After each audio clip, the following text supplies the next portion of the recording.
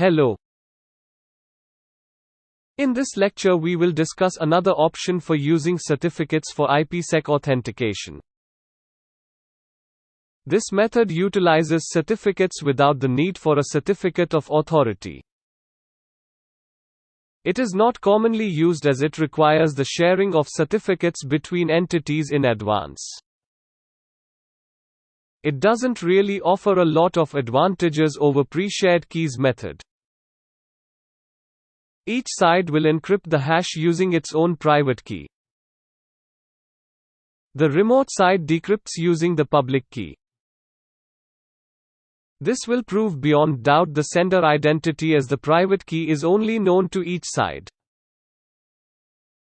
After message 4 exchange, both sides has the nonces and Diffie-Hellman keys needed to calculate the hash. The initiator will use its own private key to encrypt the hash for hash initiator. It sends this to the responder along with the certificate. Even though the certificate is sent by the initiator, the responder has that same certificate in the configuration as the certificate to identify that peer. As a result, this certificate is considered trusted from the mere fact that it is pre-configured. The responder gets the communication from the initiator, containing hash for initiator encrypted with private key of initiator.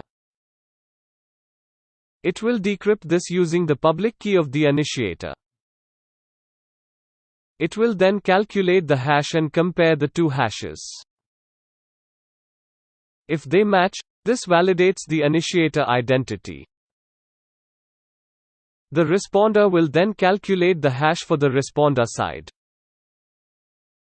It will encrypt the hash with the private key of the responder, of itself. It will send its own ID, certificate and encrypted hash to the initiator. The encrypted hash is considered the signature. The initiator will decrypt the signature using the public key of the responder. It will get the hash for the responder. It will then run its own calculation for what should be the hash of the responder. If the two hashes match, this validates the identity of the responder. Now that both sides validated each other, phase 2 can begin. So, this method is referred to in some implementations as RSA encrypted nonces authentication. In other implementations it is referred to as RSA SIG.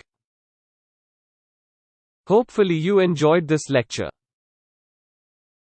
We will discuss more in the next lecture.